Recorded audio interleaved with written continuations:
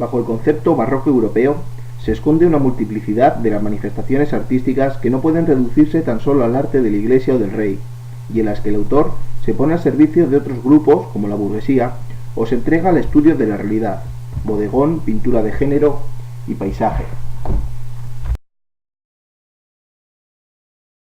El occidente europeo durante los siglos XVII y las primeras décadas del siglo XVIII, nacido como consecuencia de los enfrentamientos religiosos producidos en Europa, dando consigo un cambio de mentalidad que, en los países católicos, se tradujo en un aumento de la religiosidad. Era la Europa del absolutismo y del catolicismo, teniendo el arte barroco un marcado carácter propagandístico con el objeto de potenciar el poder real y de la Iglesia. No obstante, el barroco es algo más que arte, ya que alcanzó otras ramas de la cultura como la música o la literatura. La barroca se basó en el uso de líneas curvas y un ejemplo de ello serían las columnas denominadas salomónicas, que tenían el fuste en espiral. Los elementos clásicos son empleados con absoluta libertad. Otra característica sería la creación de efectos luminosos mediante entrantes y salientes en los muros. Busca una arquitectura lujosa pero con materiales pobres, utilizando para ello la piedra, el ladrillo o el estuco. Las manifestaciones del poder absolutista y religioso se traducen en grandes catedrales, iglesias, plazas públicas, palacios, fuentes o jardines. Cabe destacar como grandes arquitectos barrocos a Bernini y a Borromini. La iglesia de San Carlos de las Cuatro Fuentes, situada en Roma. Fue obra de Borromini, fechada entre 1638 y 1641. Obra maestra de la arquitectura barroca, podemos observar en su fachada la utilización de líneas curvas produciendo formas cóncavas o convexas, además de estas enormes columnas gigantes.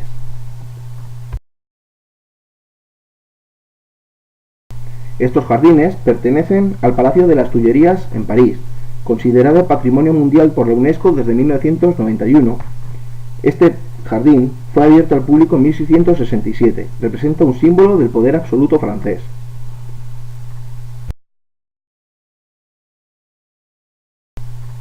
Otro símbolo del poder absoluto en Francia, el Palacio de Versalles y sus hermosos jardines, obras de los arquitectos Le Beau y Mansart. Fue ordenado construir por Luis XIV, el Rey Sol.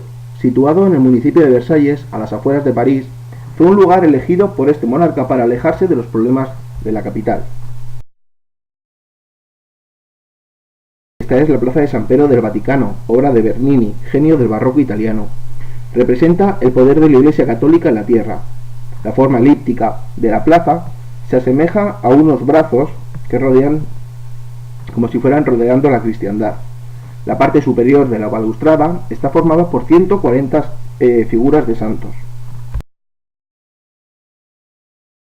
Como ejemplo del barroco en España está la Plaza Mayor de Madrid, obra de Juan Gómez de la Mora y que había sido encargada por Felipe III. Dicha plaza sirvió para albergar el mercado, así como también otros actos públicos, tales como corridas de toros, autos de fe o ejecuciones públicas.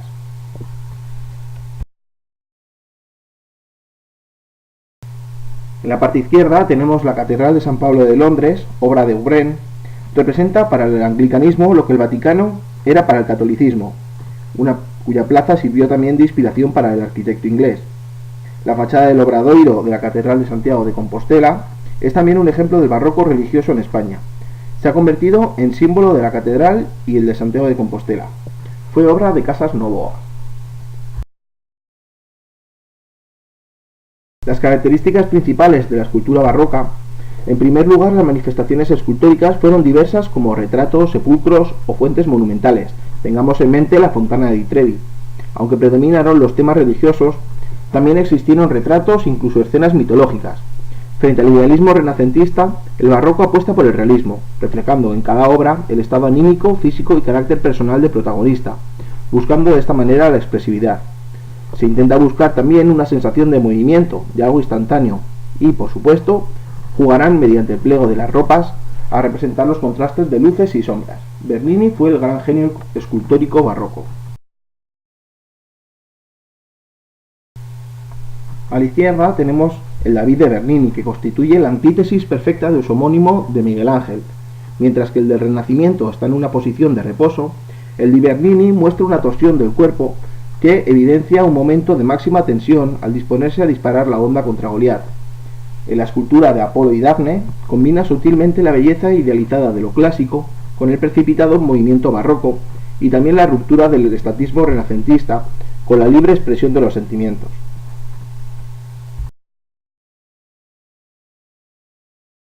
Otra obra maestra de Bernini fue El éxtasis de Santa Teresa.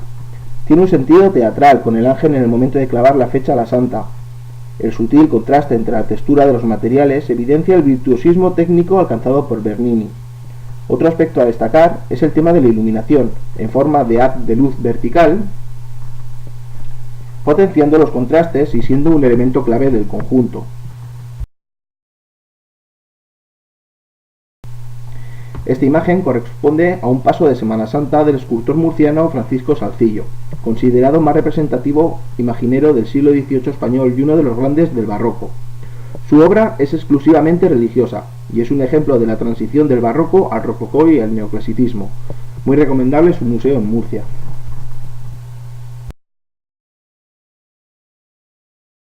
La pintura barroca presenta como características principales unas muy parecidas a las de la escultura con temáticas variadas desde escenas religiosas y mitológicas a la que añadirán nuevos temas como paisajes y bodegones.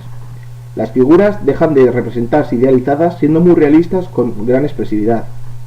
Los efectos luminosos se introducen mediante la técnica del claroscuro, mostrando zonas intensamente luminosas en contraste con otras de gran penumbra. Van a surgir varias escuelas dependiendo de los países: italiana, la holandesa, la flamenca o la española. La pintura italiana tiene a Caravaggio como su máximo representante.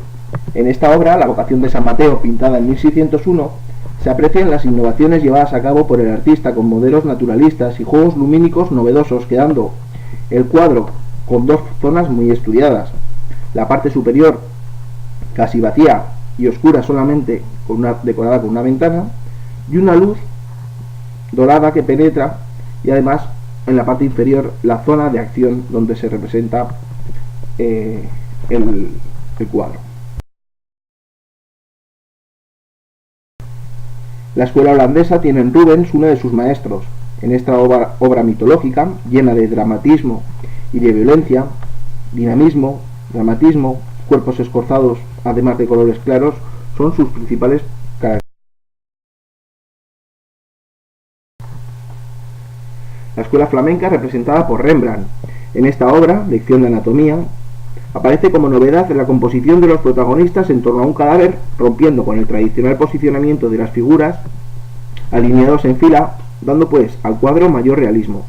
Sus rostros son muy expresivos, aparecen contrastes lumínicos para dar esa sensación de tenebrismo, y el trabajo en las vestimentas se aprecia la calidad pictórica del autor. Diego de Velázquez, sin duda, uno de los grandes genios universales de la pintura. Este sevillano, pintor de cámara de Felipe IV, realizó esta obra conservada en el Museo del Prado en 1656. En este lienzo aparecen 11 personas, la mayoría documentadas. Como novedades podemos ver su genialidad al pintarse él también y a pintar en el fondo, en el espejo, a los monarcas, Felipe IV y a su mujer, como si realmente nos estuvieran mostrando lo que él está pintando, cuando realmente lo que quería mostrarnos era todas las personas que estaban contemplando la creación del cuadro. Tenemos aquí otro cuadro de Velázquez. Vemos la expresión de las caras totalmente realistas, con todos sus defectos. Mezcla una escena cotidiana con una escena mitológica.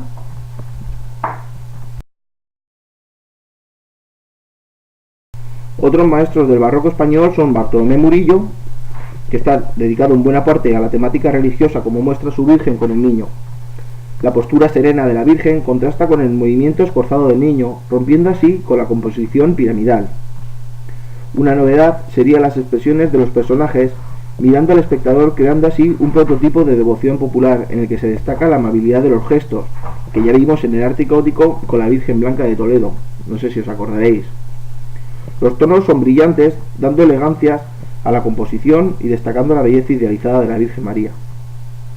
En la otra imagen, Francisco Zurbarán representa un bodegón, que es una composición con simples objetos cotidianos, caracterizados por su austeridad frente a los bodegones flamencos. Además, este fondo negro evidencia la influencia de Caravaggio, muy admirado por Zurbarán.